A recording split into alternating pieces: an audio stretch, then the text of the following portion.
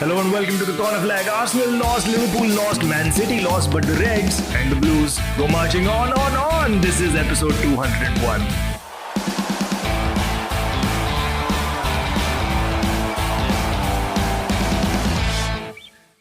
Hello. Welcome everybody to episode 201 of the Corner Flag. We are here in the studio with Aakarsh, Mukesh and myself. Hello boys. Hi guys. Hello guys. That's the sound of a man whose team has not won this weekend. Both Hyderabad and Liverpool. Oh yeah, double whammy. But yeah, we should talk about that because this is the first time that all three of us actually went to watch an ISL game together. All three of us were at the Mumbai Football Arena for Mumbai City FC versus Hyderabad FC. Mookie, which team were you supporting in that game? I was supporting whoever was going to win the match. Spoken like such a glory hunter, dude. One of those Amogh fans. would recognize one. No, I was barring the fact that I was surrounded by the crowd of Mumbai fans. I was supporting Bombay in front of them, but within my heart, I was supporting for Hyderabad. Yeah, you could see the away stand far in the distance on the other side of the stadium where there was a little congregation of yellow shirts. Yeah, at some point, we observed that there were more substitutes in Hyderabad than there were fans. But that will happen. No, eventually, I feel like that away fan traveling culture will come to India. I feel like the ISL is also doing a good job building the culture of supporting your local football team. It's good signs. Yeah, and like we've always noticed that in every game that we've gone for, there have been like families, young people, old people. You know, it's a mixed crowd. It's a safe space. It's fun. It's easy. It's quick and short. Unlike a certain other sport that takes ages and days and years. So yeah, I think it's good. I think it's good time for everyone to be a football fan. I didn't know you liked golf, dude. That's golf. I'm talking about golf. Aakarsh, how was your experience being at the stadium for the game? It was great. It was so much fun. This was the first ISL game I've been to. We've been to one together at least, and it was so much fun. I feel like little bit I brought my Everton curse along because, as the two of you all know, I was slightly late for the game and I came in just about 2 minutes after Mumbai scored, and then for the 75 minutes of the game that I was there, Mumbai technically lost. So I feel like maybe I'm partially to blame for that. I also think it's a great opportunity to point out that I came 1 hour early and Aakarsh came 45 minutes late. That is actually very true because this was the first time that Mookie was actually on time, well before time. Yeah. And Aakarsh was, and you have to know this because prior to this game, Aakarsh and I were talking on WhatsApp separately, where Aakarsh was talking about how he mentioned reaching the stadium at 4:30 and he probably was going to reach at 5. And I thanked him for saying this on private message because if you would have said that on the group, you would have thought that, it's okay if you reach by 5, which means you would have reached by 5:30, which means you would have inevitably reached by 5:40, thus missing kickoff and doing all of that. Yeah, now I came before the people were sweeping the pitch. I was helping them clean the stand. You were the kit man for the day. Yeah. Spoken like a true Hyderabad fan. Yeah. But no, it was great, and I feel like if all of our listeners, if you guys are in Mumbai, please get to the stadium. There's only one home match left now on the 19th of Feb. Mumbai City is playing East Bengal, so it's going to be a big game. Maybe it's not official yet, obviously, but maybe that's when Mumbai City wins the league and there will be a trophy presentation. So it's not something that you want to miss out on.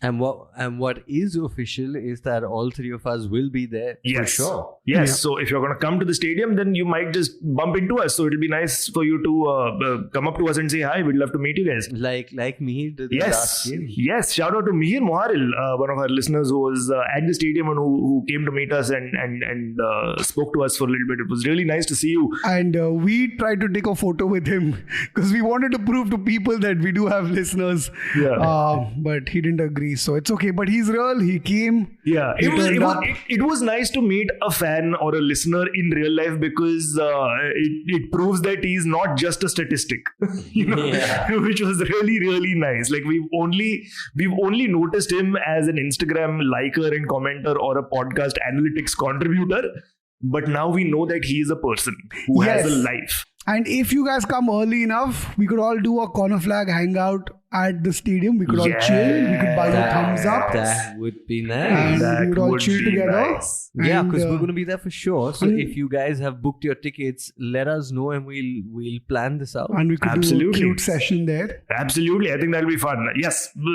it's official then. Corner flag meetup on the 19th of Feb. If you guys are going to come, send us a text on social media, on Twitter, on Instagram, wherever. And let us know, and we'll make sure that we meet each and every one of you and have a nice little hangout session before/after the game. Yeah, and you can buy us a coffee in person, except instead of a coffee, it can be a beer. Yeah, exactly. That'll be absolutely fantastic, man. I can't wait. I'm damn excited now. I'm even more excited for this than I am for the game, and I'm fucking excited for the game. But right, enough of ISL chat now. Let's get down to business because there's a lot of results in the Premier League that we want to talk about, especially because Mukesh Manjunath has a disgusted expression on his face, and both Aakarsh and I love poking that expression. We love it when these things happen to Mukesh, so we can torture him about it. But we'll start off. We'll start off with the Man United victory. Yuck. I feel like talking about Liverpool's loss might be less painful. Yeah, at it's this point. further down the run order, which is exactly how further down the table Liverpool actually is. So, we're going chronologically. But yes, United won 2-1 against Crystal Palace. It was a tough game. The first goal, of course, was a clear handball by Will Hughes. Bruno putting in the penalty. And the second goal, of course, coming from that man who's on fire, Marcus Rashford. He's really found form under Erik ten Hag, right? He's overcome his back injury, which I think was being used as a way to explain his bad form. But I think somewhere we all suspected that it was poor management or lack of good management, maybe. Yeah. And lack of team spirit, lack of team structure. And now that he's gotten all of the support systems in place, he's clearly shining.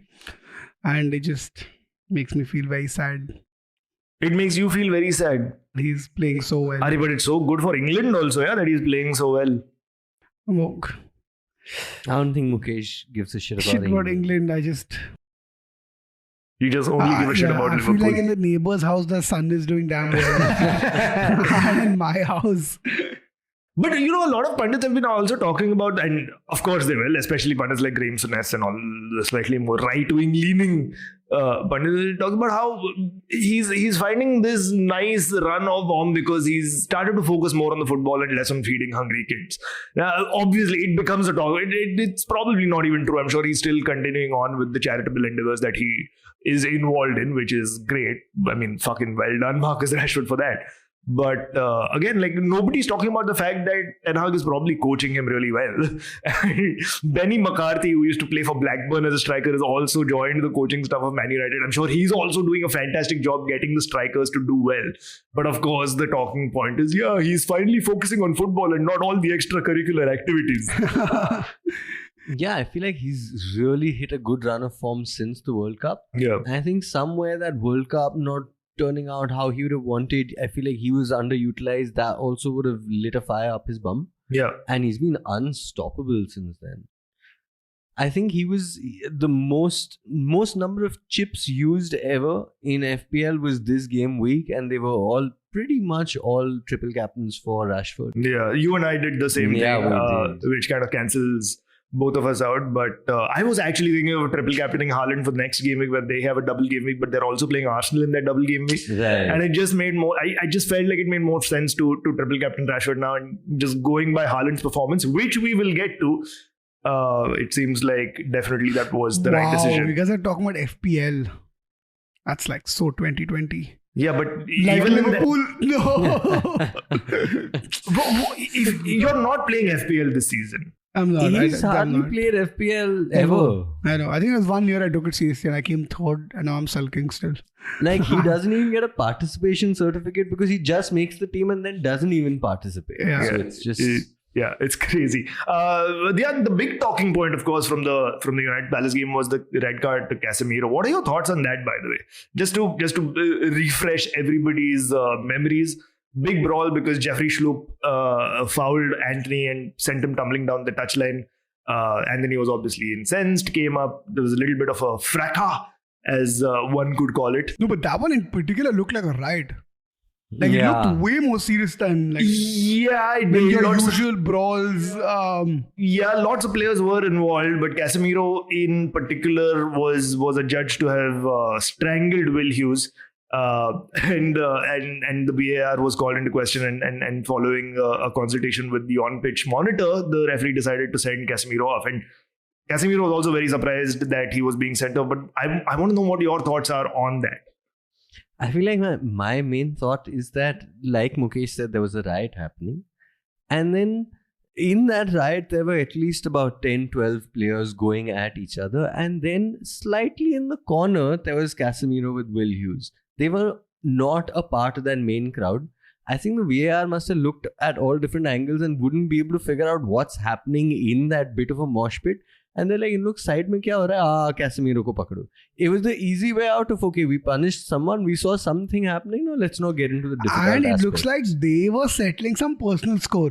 They were like, dude, in the touchline, you ate my cake. No, fucking you come, I'll beat you up or something. And I think they were settling some personal score. It had nothing to do with that one. Yeah, it was very separate. They were very separate. I noticed that too. That was happening on the side slightly. But did you guys still think that it was... That was a question you had asked. Sorry. Yes. I feel like he should have been sent off. A couple of other people also should have been sent off. I think the rules of violent conduct are, if you raise your hand, if you touch someone above their shoulder level, that's not okay. And there's no reason for a player to have his hands on anyone else's neck. So I think Casemiro should have gotten a red card, but there were clearly others who should have also gotten sent They off. should have been like 10 yellows or at least one more red. There were few yellows, few reds definitely in there. They just picked the one. But you guys have seen the rest of the footage that has been circulating on social media, right? Like other angles of that specific incident where Casemiro is holding Will Hughes by the throat, but he's pulling him away from the fight. After which they both laughed and they hugged. Like it wasn't violent conduct. He was basically pulling a player away from a fight. He was trying to dissolve the fight. But there are other parts of the body that you can drag people also, with. this sounds like that thing. You remember that time in Delhi when this guy went into his tiger cage and the tiger held him by the neck and people were defending the tiger saying, "Arey, the tiger was trying to save him and it held him by its neck." I'm like, guys, calm down. People did what they could. Like I feel like you're doing that. Like it's still like Aakarsh said, he was holding him by the neck. Which is, I get that he wanted to drag him away from the mess and not add to it, but haath pakad, pair pakad, hold your shoulders. There's so many other less delicate body parts that you can drag people by. Neck is not a delicate body part, man. Your face is a delicate body part. Predators go for the neck. It's an evolutionary thing that we... If Casemiro would have Suarez'd it and went for his neck with his mouth, then I understand the apex predator comparisons. But this isn't. Apart from the balls, what is a less delicate part that, or a more delicate part that he could have dragged him away? Because you're saying the neck is not that bad. What is worse? There's nothing worse. But that's the point. In fact, by the logic, your according to your logic, the only way he would have been red carded is if he held him by the balls and pulled him back. Correct. Or if you would have slapped him or something, if it was like obvious violence. That is an obvious act of violence, and you can't. But that's what I'm saying, right? VAR needs to be called into question when there's a clear and obvious error. There was nothing clear and obvious about it. In fact, he was clearly and obviously holding onto his neck with both hands. Okay. I submit to you, in the same riot, Jordan Ayew strangling fucking Fred, man. That is exactly why I said we need more cards in that riot. It's unfair that Casemiro was the only one who got sent off. But it isn't unfair that he got it. Correct. The unfairness is in that only he got it. But he definitely deserved it. He deserved it. Ayew deserved it. Like Mukesh said, at least a handful of more yellow cards in there. Yeah. For sure. I feel like United should appeal the red card, and I feel like if they do appeal it, it will get overturned. But that's just me. I don't know. But that's what I feel like. The error isn't that they gave him a red card. It's just that they only gave him a red card. I feel like if United appeal for it, they'll see the footage more clearly. Again, you know what? Ban 3 former players. United will be the first club who've appealed to get more players from their club banned. But the system doesn't allow it. That's flawed. Like if United could appeal and say Ayew also should get a ban, that I would be all for, because that makes sense. But I don't think there's there's scope to do that. That form of appeal does not work. But what that means is he's going to now, if of course United don't appeal, or if the appeal is rescinded or overturned, he's going to miss the next game against Leeds, which means that I think that means that he gets a rest before the Carabao Cup final against Newcastle. So maybe in a very weird way, this works out great for us. And look at you being optimistic. I'm very optimistic now. Look at this. No, but this you know, optimism that wasn't there for so many years. Yeah, it I feels see so it weird. in your eyes and your ears perk up. But you know how amazingly cyclical football is, right? Because you've gone through this with Liverpool as well. So many years of hurt and pain, and then suddenly with Klopp and the almost title winning, and then the definitely title winning season, and then the Almost winning it again. and then losing like shit. Like the mountains and troughs are really impactful in terms of the way football works. I also want to talk about the fact, funny story about the Carabao Cup final between United and Newcastle. You do know that Martin Dubravka was on loan at Man United from Newcastle. And he played, I think, 1 or 2 Carabao Cup games for Man United. Then he was recalled from his loan, so he's gone back to Newcastle. Now, the thing is, he can't play in the Carabao Cup final for Newcastle because he's cup-tied. But if United win, he can get a medal for United. He wins either way. If United wins... Personally, he wins if United wins, but his team wins if his team wins. The thing is, I think if his team wins, then he doesn't get a medal. No, he won't. He won't get a medal individually, personally. Wouldn't it be amazing if United won the Carabao Cup and Dubravka just went from the stands, took off his suit, full Man United kit underneath, went up for the medal presentation? That would be fucking amazing. Yeah, I can imagine him in the dugout or in the box going, "Oh no, we lost. That's so sad. Yeah. Oh, shucks." That was like me in the Hyderabad versus Bombay match. Oh no, Hyderabad scored an equalizer. Yeah. Sucks for us. Boo, Hyderabad. And we are Mumbai, right? Yeah. Oh no, points are lost. But yes, I think it was also a spectacular game management by Erik ten Hag, because at one point he subbed on Garnacho in order to get more of a attacking footing in the game.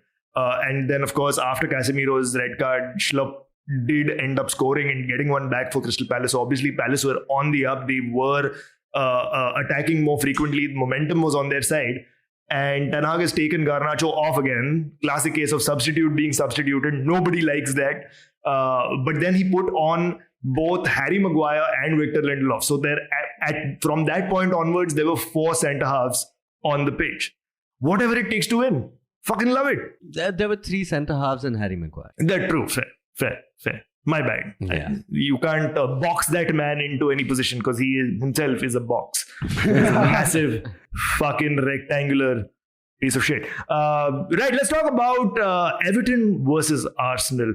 I think this is the first time I'm actually going to say this in a positive sense. What was the score, Aakarsh? Everton won.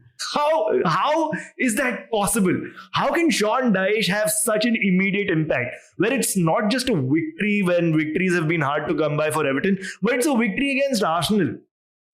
I feel like, it's amazing that Sean Dyche has done well and blah, blah, blah and all that. But actually, I think there's a bit of an Arteta-Everton curse, because ever since Arteta's been manager, he has not won with Arsenal at Goodison Park at all. I think he still holds Everton so close to his heart, and Everton's constantly struggling for points. So he's just like, here, keep it. It's fine. Take the 3 points. And he also spoke before the game, talking about how it's sad that a club of Everton's stature is in the relegation zone, and he said that Everton doesn't deserve to be there, and I hope they do well. And he did more than just hope. So this one is more Arteta than Sean Dyche, maybe. But Sean Dyche has become a darling of Evertonians already, right? Because the Everton social media also put out a gif of him from his Burnley days where he went out onto a snow-covered pitch in the middle of a proper snowstorm wearing just a shirt. He'd taken his coat off and he was smiling. That iconic Sean Dyche image where none of the elements can deter this man from his destiny. And the sore throat he got that day hasn't left him since. He's preemptively had a sore throat. He's had a sore throat since he was born. So I think that's what made him go out into this. Was like, it can't get any worse than this. But he has become a bit of a darling for the club because he's been amazing since he's come on. And it's funny that you'll bring up his voice because one of the things he said in his first interview is that regardless of how I look and regardless of how I sound, I don't just stand in the corner and bark orders and yell at my players. It's a more caring environment. But he's changed a lot of things. He said he's compressed the 5-week pre-season into 5 days. And he's done basic shit which now feels like it's so obvious. Like, for example, the players aren't allowed to train with snoods or caps or gloves or without shin pads. Because he's like, we're training for the game. You have to be dressed exactly the same. If you're not wearing shin pads while training and then you're wearing shin pads, that changes you. If you're playing in a monkey cap on training, but you're not there. So they train exactly like that. Basic shit like that. What he's repeatedly said is minimum requirement is maximum focus and maximum effort. That's all it actually takes to please Everton fans. And that's how they won that Arsenal game. It was just slugging it out. Look at you. One win. And the tone, like, it's all very simple. Just minimum effort. Maximum, just minimum. That's all it takes. Sean Dyche That's all it takes to win, guys. That's all. Winning is nothing. One win. In his pre-match conference, he was like, just kick the ball in the net. It's not rocket science. That's what the club actually needs. You know, Lampard was this, and he's just like, Maru, just do the basics right. But here's the thing, like, I don't know if it's just me or if you guys are also feeling it. I'm getting full Dhandanathan goal vibes. Yeah. I'm getting full Dhandanathan goal vibes. Do they stay up in the end? Because that's all I care. Fuck, I don't remember. I fell asleep in that film. It was really? You didn't enjoy that film? I did not enjoy that film. Fucking masterpiece, dude. Yeah, masterpiece. No, I didn't enjoy that film. I fell asleep. But if they stay up, then all for it. Dhandanathan goal vibes it is. Okay. John Abraham playing football because he loves playing football in real life as well. Arshad Warsi playing football, which is just hilarious because he in no universe has the physique of a footballer. Plus he has long hair, which is just a weird tribute to John Abraham from Dhoom. Baman Irani as a coach, a bunch of random extras who are also a part of this football team. A football team based in Southall in England, which is an Indian-dominated fucking locality. Lots of themes of racism and brown patriotism in a white country with the backdrop or the foredrop of football. It has everything going for it. Fucking item number with Bipasha Basu. Everything is great. The only thing bad about that film is that the director is Vivek Agnihotri. That's the worst thing about the film. I didn't know it was a Vivek Agnihotri film. For me, it was just... It didn't work as a film. It had everything except for a good story. The trailer was nice. I remember being very excited when the trailer came out. And then that film was just not... I slept. I genuinely slept. This is what happens. You don't follow Indian football enough, man. Yeah, this is where ISL is suffering. If enough of us had watched our Dhandanathan goal, ISL would be I killing watched it. They got my money. I went to the theatre and slept. But you slept, so you didn't watch it. They got my money. I did my bit for Indian football. That doesn't mean you watched it. I think we should do a watch along of Dhandanathan goal with the fans. Oh my God. Post ISL match, we're going to watch Dhandanathan goal together. Let's do it. Let's fucking do it. Let's talk about Neil Maupay's shithousery in the game as well. Neil Maupay has been very poor on the pitch with his footballing ability. I think he's got 1 goal or something. But the shithousery he brings to the club, I think is amazing. I think... So there's one mini Burnley camp happening at Everton right now, right? With McNeil, Keane and Tarkowski joining Sean Dyche. Yeah. I feel like there's a shithousery camp, which is just Sean Dyche and Maupay. And they're trying to figure out how to get it in. But Maupay riling Arsenal up was so much fun. Yeah. He riled up Zinchenko. On his face. Oof, what an asshole. Absolute fucking asshole. But honestly, it does look like Dyche can get Everton to stay up? Do you think he can get Everton to stay up? I don't know, man. Like, I feel like in that one episode when I was in there, Mukesh was talking about how bad the ownership is, how bad the club situation is. Wait, was he talking about Everton or Liverpool? He was talking about Everton that time because I wasn't there. So he was like, I will speak about my Merseyside brethren. But, I mean, there's a crazy stat to prove how much of a mess this Everton club is. The last 6 games that Arsenal has come to Goodison Park have been against a new manager every time. It was Koeman in 17, and then Silva, and then Ferguson, Ancelotti, Benitez, and now Sean Dyche. It's a mess of a club. I think right now we've got this little bit of a new manager bounce. Everyone wants to impress the new manager. And Everton's a team which does well against Arsenal because they feel like they have a point to prove. I feel like even the Liverpool game next week is going to be really exciting. But it's the weaker teams that are the tricky ones. So I'm still not so sure. I'm still in the relegation zone. Long season ahead. Right. Of course, the next match is against the Merseyside rivals. The next match is Everton versus Liverpool. And what better time to face Liverpool than now? Because Liverpool are coming off a 3-0 defeat to Wolves. Mukesh Manjunath, what do you have to say for yourself and your team? Can I exit the chat? What can I say that I haven't said other than that Liverpool have lost? They've clearly look underconfident while playing. They look disorganized. Joe Gomez is really bad. He's clearly, I don't know if it's an out of form or if it's a lack of ability. But was Joe Gomez ever any good? No. I think Joe Gomez in that 2018 to 2020 period, or 2019, I think 2018-19 period, he was amazing. Then there was 1 year he missed because of injury. And since he's come back from injury, he's not been able to... Okay. I just want to ask you this. See, I don't know what he was. He was a great... Oh, that's the future generation player. Whenever he came on, he was amazing. But when the time has come to take over, he was never good. Does that make sense? In terms of he's the next generation, I feel like a lot of Joe Gomez's plaudits came from the fact that at that point within that squad, no player could do any wrong. Under Klopp, like the manager and the squad, none of them could do any wrong. But I don't think Gomez was ever that good. I think Gomez was this player has crazy potential. But that's like saying Scott McTominay is a fucking badass. He's good. It's not like he's terrible, but he's not like the next generation of United midfielders. He's a good squad player and that's about it.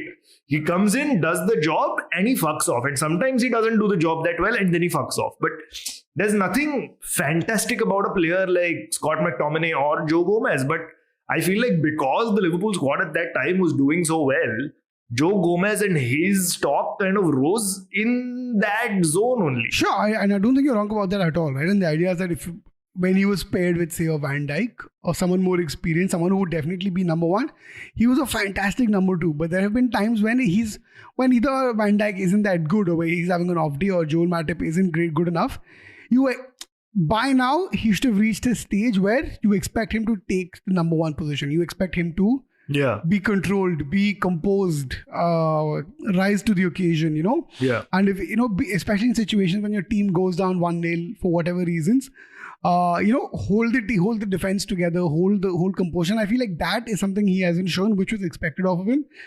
And exactly like you said, because he had on paper, he was showing, and on the pitch, he was showing basic footballing knowledge and capacity that he could take over and as a substitute and be calm, composed, and he could play in center and in the right on the flanks, which I think is a great ability for a defender. And then he hasn't been able to do any of those things. So, but in his defense, I feel like it's not just him. The entire Liverpool defense has been found out over the last couple of seasons because there was a time when the midfield was really, really strong. So we had the midfield conversation multiple times on this podcast. So I'm just saying, what are we talking about? What can we talk about that we haven't talked about already within the podcast? But it's not just Gomez. I feel like everyone in that backline has been poor this season. Be it Trent, be it even Van Dijk's. Felt like his form's fallen off a little bit of a cliff. Yeah. See, ultimately for me, all of this stems from the fact that the midfield is super brittle. Right? It's so easy to crumble that the defenders are taking far more risks. Like either they're forced to stay back 10 yards or either they're forced to take risks 10 meters up. And ultimately, when you have a midfield that's so brittle, that's so weak, and that's so unable to really keep up with the pace of the game that they want to play. Forget the pace of the game that the other team is playing. The pace of the game that Liverpool wants to play, they're not up to that mark. So then you have Darwin Núñez shooting from 10 more meters away. You have Naby Keita shooting from like 20 meters away. You have defenders running forward 10 meters or staying back longer than they should. And I think this is the result of that.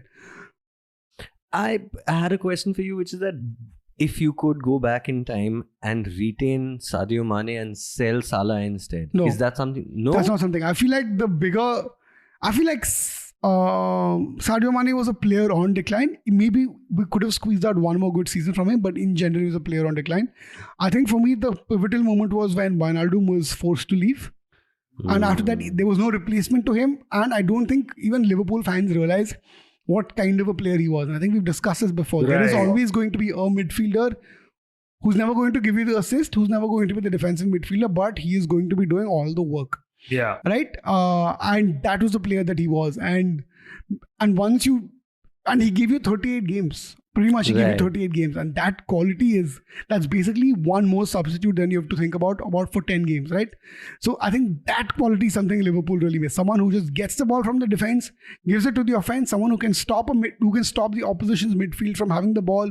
He can push the midfield, just chase them off. Sometimes I feel like so much of football we forget is not just taking the ball away, but chasing the opposition players to uncomfortable spaces where they take risks. And that's like good enough, and that's what he was doing. And I think for me, that was the pivotal moment for me in the Liverpool transfer business era where I feel like they didn't do good enough. It was also nice to see Jurgen Klopp's post-match comments, because I feel like his post-match meltdowns are a spectator sport in itself. Because we love listening to Klopp, especially when the results don't go his way. Couple of things happened this time. Firstly, he was asked about the team's mentality and the slow pace with which the team starts by a reporter, and he refused to answer that question from the reporter. He said, let me just get what he said. He said, yes. He said, if I'm being honest, I cannot answer this question from you. I would prefer not to speak to you because of all the things you've written. So if anybody else wants to ask the same question, I can answer. There's a lot of discussion going on Liverpool Twitter about this. I think the reporter in question is James Pearce, if I'm not wrong. I think it's James Pearce, So yes. I think he's not a pro Liverpool writer, but he's, I think, the Athletics Liverpool correspondent. Right. And I've actually found that his pieces are okay. They're not particularly unfair, or they're not. Yeah. And I think maybe sometimes the pieces amp up the drama a little bit, as narrative journalism requires them to. And specifically the Athletic requires them to, which is what he does. And maybe for someone like Klopp, who probably prefers something like the BBC, which is just this happened and then this happened and this was said and that was done. Yeah. I think maybe that sort of tone that they take when Liverpool loses or do badly, it probably plays against him personally. But when they praise them, it's always been like, and the lightning came and the thunder came from the gods, and the gods answered. Like, it takes that tone, which is like, calm down, it's a football match. But you can't be like, that time I like the way you write, but this time when you criticize me, it doesn't work. And so this I feel like is a little bit childish, or maybe like not used to narrative journalism per se, because I think this sort of storytelling journalism is kind of new. Yeah. To especially someone like slightly old school like Klopp. Right. And the second thing was, he also mentioned in the same post-match conference about how his team started very slow in the first 12 minutes, which is when the Matip own goal happened, which is when Craig Dawson also scored his goal, which sent Spurs 2-0 up. And he said that in the second half, they played much better. They were on the ball a lot more and they were attacking a lot more. And he said he's not even going to consider Wolves' third goal because that was the only time they broke into the Liverpool half. And the Wolves social media had a great response to that. Aakarsh, what was the Wolves social media like? Wolves social media, which they've done this fairly often before. Yeah. I think it was Nottingham Forest last time that was in there. With the chopped tree saying playtime's over. Yeah. But what they did this time was they put up the match graphic with Ruben Neves celebrating the goal. But his name was cancelled out and the score just said 2-0 with his name cancelled out. Because that goal doesn't count. It was cold-hearted. Cold-hearted. Savage. Savage is the word. But do you think is his time running out?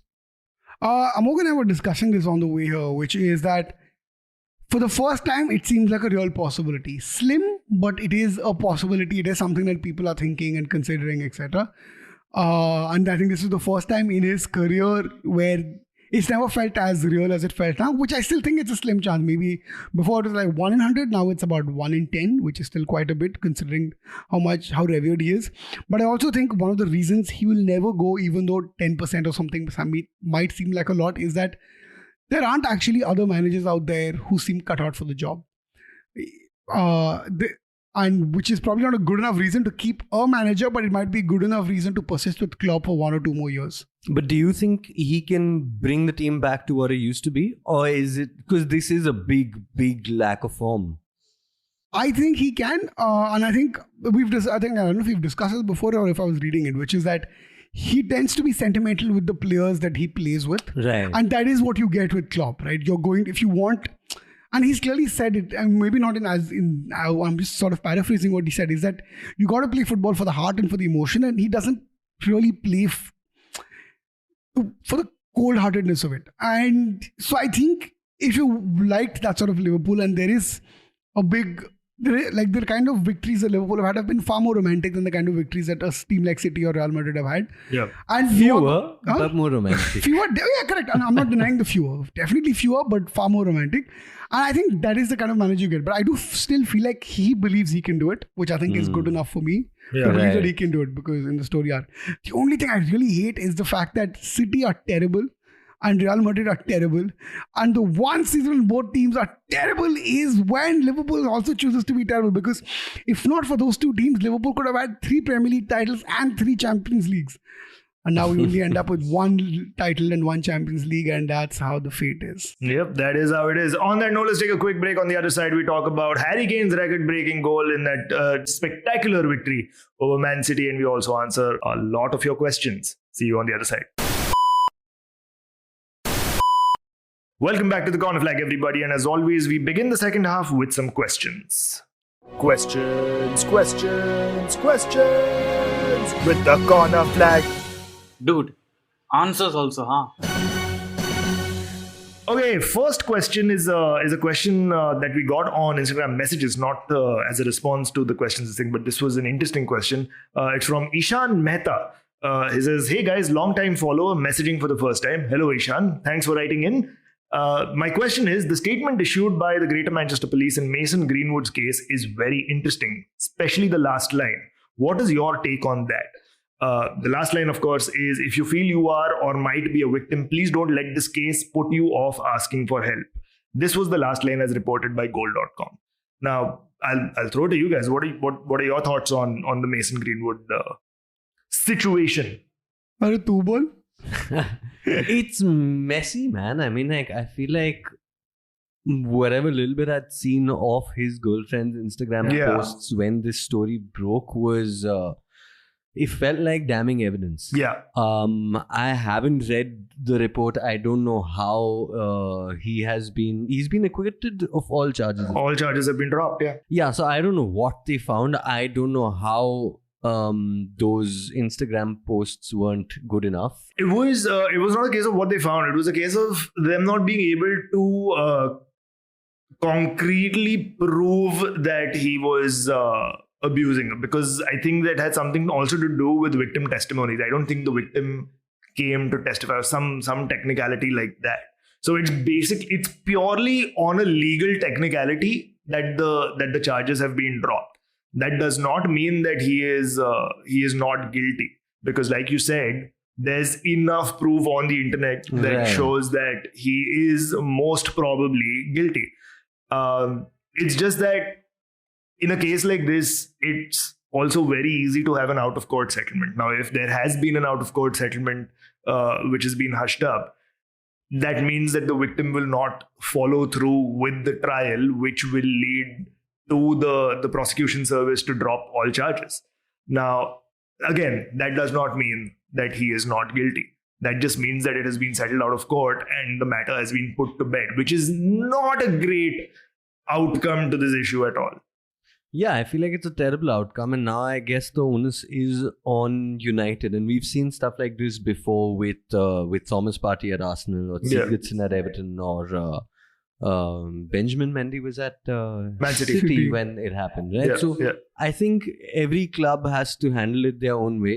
Thomas Partey still starts every game for Arsenal, even though he is under investigation for very similar infringements. So I guess the ball's in United's court, but I'd be very, very surprised if we see him playing for United. I agree. I absolutely agree. The thing is, as soon as this verdict was publicized by the Crown Prosecution Service, I think Man United released a short statement immediately saying that United will now conduct an internal investigation on the matter, and Mason Greenwood will not be playing for the team or training with the team till this investigation has concluded. And that is all the club will say on the matter. But I honestly feel that whatever this investigation is, and I feel like they might drag, I don't know how long Greenwood has left on his contract. I feel like they might just drag out this investigation till the end of this contract and then not renew his contract. But hadn't he signed a new contract in his season? I'm not sure. Out of sight, out of mind. मेरे को याद नहीं exactly क्या scene है उसका, पर I feel like there is no way that United are going to renew his contract or reintegrate him into the first team, because at the end of the day, like you said, there is enough and more evidence on social media. It's not just the traumatizing images and videos that she has shared of herself, but there's also audio clippings of phone calls where it is his voice threatening her. For sure, yeah. That's what it felt like, an open and shut case, and clearly there must be some loophole that they found. Yeah. But I don't see him playing football in England. I don't know if any European team will have I'd be very, very surprised if there is any team in England or Europe who signs him on, and I'd be very disappointed with my club if they decide to reintegrate him, and that will just be fucking terrible. All right, next question is by Bhavneet. I'm guessing his name is Bhavneet, but on Instagram it's Bhavneet. Bhavneet says, what do you think Klopp's 8th season will look like? So Bhavneet might be my friend.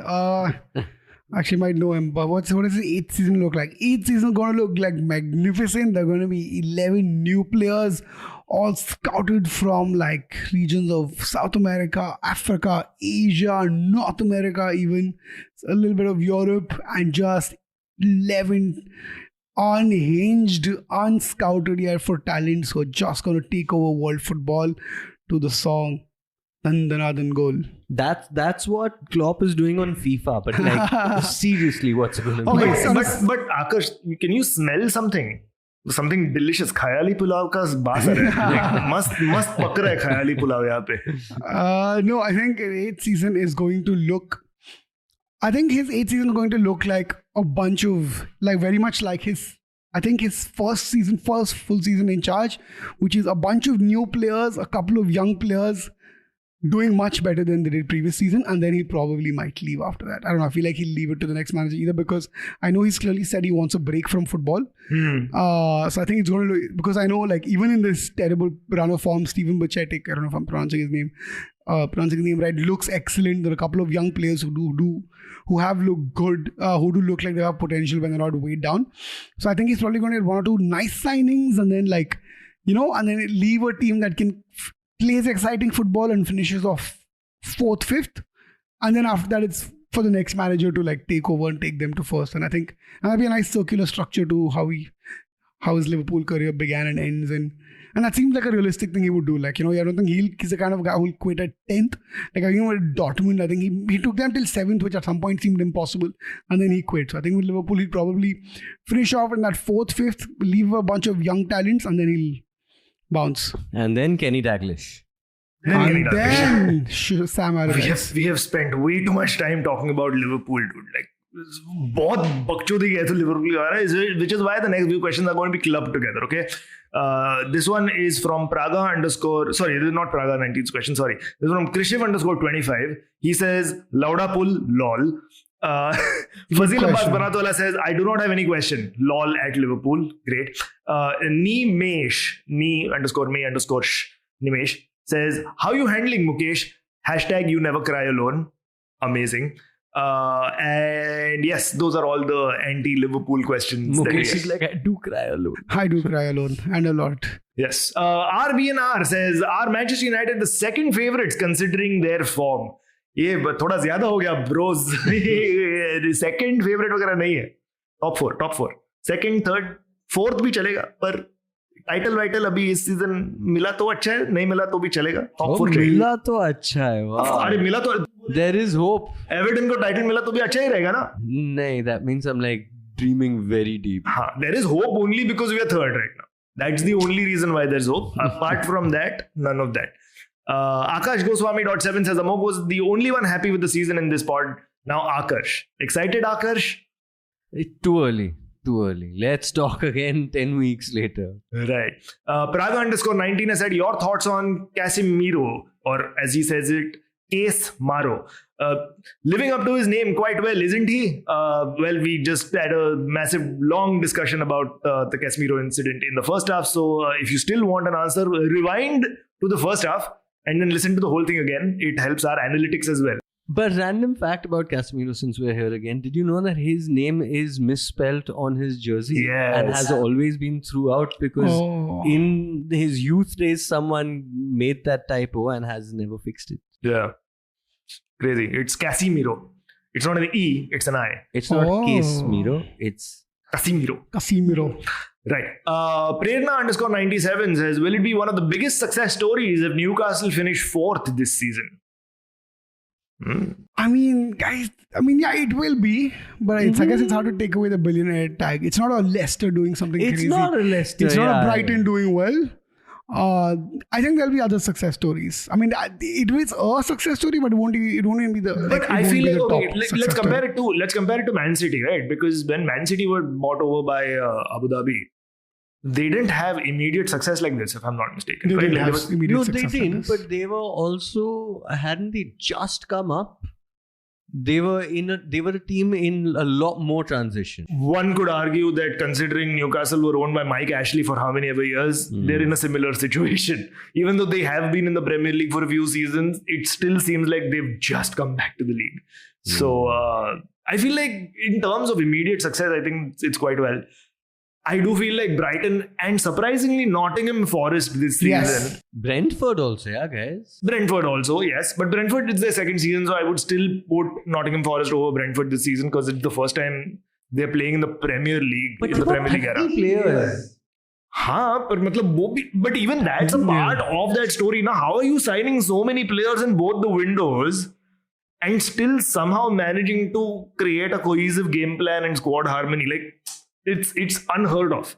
So keeping that in mind, and especially with how the results were in the first half of the season, when all the players that they signed in the summer transfer window weren't really gelling and everybody said, hi, of course that's going to happen. And when Cooper was about to get sacked, but then got a new contract Exactly. instead. That whole club is running on reverse psychology, I feel. Yeah. It's Freaky Friday situation ho raha hai wahan pe. But yes, so that is Prerna's question. PRSMUFC says, whose performance is worse this season? Liverpool, VAR or Adani shares? Adani shares. Yes. That seemed personal. Yeah. No, as a long-time investor, even I'm like, Arey yaar, why do you have to do illegal things and then get caught? Like, don't get caught, na bastard. Let us all make money out of your fraud. Aakash Goswami 7 also says, Man City charged by Premier League for fraud. Discuss that in pod. Arey, he's a Kavi and he didn't even know it. But that is the last question. So that's a good segue before we get into the rest of the Premier League matches. Man City have just before we started recording, the Premier League has charged them with financial breaches, which could lead to points deductions or maybe even relegation. Your thoughts, gentlemen? I feel like maybe City knew about this for a while. That's why Pep was just like, this season, chutti le lo. Because like being first and then losing it because you got a 15-point deduction would have been really bad. Yeah. They're like, this is maze wala season. Let's just concentrate on the Champions League. Yeah. The kids can play the Premier League. Yeah. But do you think anything's going to happen? No. Fuck no. I don't think anything will happen. No, guys, listen, something will happen. Of course, it'll happen. There'll be at least like 200,000 pounds fine or something. Correct. They'll not be given lunch money. So that is that. Let's talk about Spurs winning against the aforementioned Man City then. Who would have thought? It's not that unbelievable. Dude, I'm sorry, but Tottenham have really not been in the best of form. They haven't been in the best of form, but you wouldn't take it away from a Tottenham that still contains Kane and co, like who've played against this sort of a City, to not beat it. I'm sure they've, you know what I'm saying? Like, it doesn't seem like that unbelievable, but it is still a great win and good. But this Harry was also Kane. Conte-less Tottenham. This no? was Conte-less Tottenham because yeah. he was recovering from a surgery where they removed his gallbladder. And he's going to be out for a bit, I think. They Yeah. said they've not given a timeline, but at least 4-5 matches he'll miss. Yeah. Yeah, I thought the way Tottenham played, I think this felt like a Tottenham that knew City's tactics and adjusted to that. They they played tight. Yeah. I think Harry Kane was, the two attackers were kind of patient with when they attacked. Yeah. And I think they created panic within City. And Yeah. I feel like Grealish is one player who you can see panics. Yeah. Like, it's very evident when Grealish panics. And I think that's a good gauge for teams as to how disturbed City's plans are, by just making sure they kind of trigger Grealish, or they kind of create a certain panic where Grealish doesn't get to fully do the things he does, and then they execute what they wanted to execute. Yeah. But I think what they also did was that there was that one mistake Rodri made. I think it was a very bad pass in that kind of position. Tottenham capitalized on that pass. It was, I think, 15 minutes into the game? Yes. And then after that, it was just frustrate City. You know, you get that one goal and you sit back, you park the bus and you just annoy them. And I think Tottenham did that fairly well. They did that fairly well, but to that point, I feel like the 1-0 scoreline greatly underrepresented the game, because Tottenham also had more chances, especially on the break. Son had 2 great runs towards the Man City goal. In fact, he put Kane in for what should have been an easy second goal. But Ederson managed to pull off that save. And there's also one that I think he took a really long shot. Yes. Instead of, I think he had 2 players and he could have passed it either way, Yeah. but it was a little slow. But he did force a save of Ederson. He did force a save, but from I think a pass would have been the higher shot better of a goal. decision. But yeah. On the other end, Riyad Mahrez also hit the post. So there was lots of action, and the game definitely had more goals in it than what we got. But why are City doing so badly now? I wish City were killing a team right now. as a United fan, I'm very happy, because United, the thing is, after a long time, I feel like when other teams play shit, United are still getting the victories, because it never happened in the last few years. Every time, every other major team had a decrease in form and they dropped points, United would also inevitably drop points, and against chutia opposition, against fucking Brentford or something, we'll drop points. So I'm glad that it's not happening anymore. So touch wood, fingers crossed. I feel like with City, maybe what's happening is that last season and last couple of seasons, they've been playing without a striker. And suddenly they have this great striker. Correct. I don't think either of them have figured each other out. While it's so weird to say that, because Haaland scored, I don't know what, like 107 goals already this season or whatever. Yeah. But it still feels like that setting it's not clicked into place yet. And this is that transitional season, and then maybe I can't imagine it, but maybe next season we'll actually see Haaland do well for City. Correct. And City do well with Haaland. Correct. And it was honestly, this game was a tale of 2 strikers, because on one hand, Kane scored his 267th goal in Tottenham colours, joined the 200 goals club in the Premier League, so he's breaking records and doing all of that. So historic goal for him. But on the other hand, Erling Haaland completely blank, like not a single shot. Forget on target, not a single shot in this game. But on the other hand, it's also a way to say that Harry Kane has scored so many goals for no trophies. Whereas Haaland has scored whatever goals he scored, and he's young and he already has so many trophies, and it looks like he's clearly going to get more trophies. Yeah, but okay, when you talk about the fact that Haaland has scored so many goals, I feel like him not clicking into this Man City system. Firstly, because why does Guardiola even need a number 9 when he's so fond of false nines? Right. Like a Guardiola type signing. A Haaland does not look like a Guardiola signing at all. No, but Pep did well with Aguero. Aguero wasn't a false nine. Aguero could play a false nine. Yeah, Aguero is somebody who drops deep. But I think builds that up was only play. towards the later end of his career when age caught up. But I think he was earlier a proper target man. I've never considered Aguero as a target Oh man. wait, really? What? I thought Aguero is an out-and-out striker, and he's one of those like Proper number nines. strikers. Like, Yeah. Aguero was a striker. And I agree. He towards the end of his career, when he lost that pace, he used to play deeper and maybe he adapted a little bit to that false nine role. But otherwise, he's a proper number 9. Yeah. Maybe. I don't know. But I feel like the number of goals that Haaland scores when he goes on consecutive games with hat-tricks, I feel like this is the law of averages catching on. Yeah, maybe. But I think I like the fact that he had no shots on target, which means that he's like, fuck it. Which means it's possible, guys. Yeah. The cheat code can be beaten. It is very, very possible.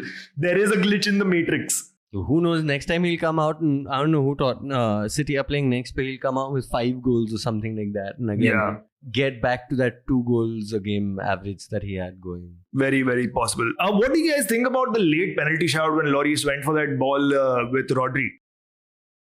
I thought it was a fair call to not give it. Like it didn't. But it almost seemed like Lloris got the ball with his left hand, so he made contact with the ball first, and then essentially in the follow-through slapped Rodri across the face with his right. But it was a 50-50, which I feel like No. both of them got to pretty much at the same time. And in any 50-50, it's a difficult decision. But here, keeper definitely gets the benefit of the doubt. He got his hand to that ball before Rodri did. And I don't think it was a... I don't think Yeah, there in was fact, I anything don't wrong think it with was that. a 50-50 at all. Maybe a 75-25. Right. Or 77-23. Maybe. That's how much I'd give it. You have desperately done the maths on this, haven't Yeah. you? Well done. Cool. Let's wrap up this episode by talking about possibly the most boring game of the game week, which is Chelsea 0, Fulham 0. All the money, all the signings in the world cannot get you goals. Because they still have Kai Havertz. Yeah. And their 100 million striker is playing for Inter. Yeah. So they have no strikers. And Kai Havertz is a Champions League final goal scoring centre forward. What is he? What is his striker? Centre forward I attacking. mean, he player. does. He's one of those fluid false nine. Fluid but false can nines, also yeah. be target man type forward. He's just Kai. Scores Kai. when he wants. Scores when he Finals and wants. all, he'll show up. Now, this is just what? Yeah, now where Fulham and all. Now. Yeah. But what do you think is the solution for this? Because Graham Potter doesn't look like he can handle the squad. We discussed this, I think, when Graham Potter was signed on as Chelsea manager, which is that it seems like too early a place for him to be at a club like Chelsea. And I don't think he was the kind of manager who'd thrive at a place like Chelsea. And I think we discussed Everton as one of the kind of places he might thrive at. No, in Or fact, I like- feel like Everton he'd be terrible at. Chelsea he'd be terrible at. I can see him doing well at Arsenal because I think he's a manager who needs a system, who needs a proper structure behind him. Yeah. Like he did with Brighton. Yeah. And at Chelsea, he clearly doesn't have that anymore. If Todd Bowley is the one who's saying, oh, but I want Anthony Gordon, I want this one. There's no system. Yeah. Everton, he'd be shit at. But I feel like Arsenal, because they've sort of fixed that structure, they have some wage budget system going, he'd be able to work over there because then he can concentrate on the tactics while someone else is taking care of the stuff at the back. Maybe Tottenham would be good for him. Chelsea is just too chaotic for a manager who wants a system. I think Tottenham might be a better place, or even Yeah. Liverpool at some stage, but I guess now it's too. But Chelsea are rumored to be looking at Hansi Flick, who has, as we know, not had a great time with the German national team at the World Cup. So Yeah, I could see that happening because that's a proper old school manager where here are your players, now you do stuff with them, or he can handle that. But I feel like Graham Potter comes from such a solid system. yeah, He seems a little bit like that football manager who knows his bit and then wants to leave the other bits to him. And also, whether we like it or not, Chelsea players are high price value, arrogant players.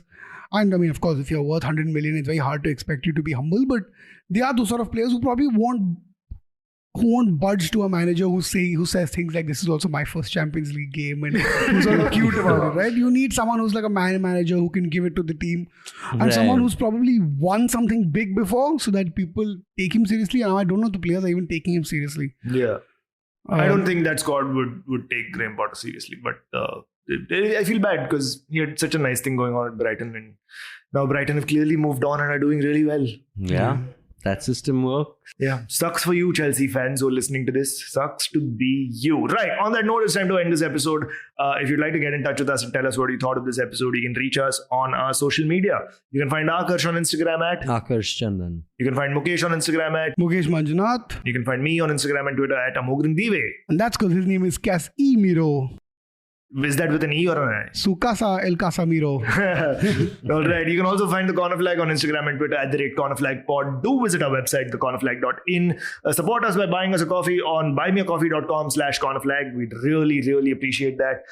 If you can't do that, you can also subscribe to us on Apple Podcasts, Spotify, or wherever you get your podcasts from. And do not forget to give us a 5-star review because that genuinely helps us. And also, don't forget to come for the game. Yes. Mumbai versus East Bengal. And if you're coming, write to us and see you there. Yeah, we'll hang out. We'll catch up. We'll definitely do something. Shout out to Kezad Garda, who has designed our absolutely fantastic theme tune. And until next week, it is goodbye from us. So say bye, Aakarsh. Bye. Say bye, Mukesh. Bye, guys. And it's bye from me.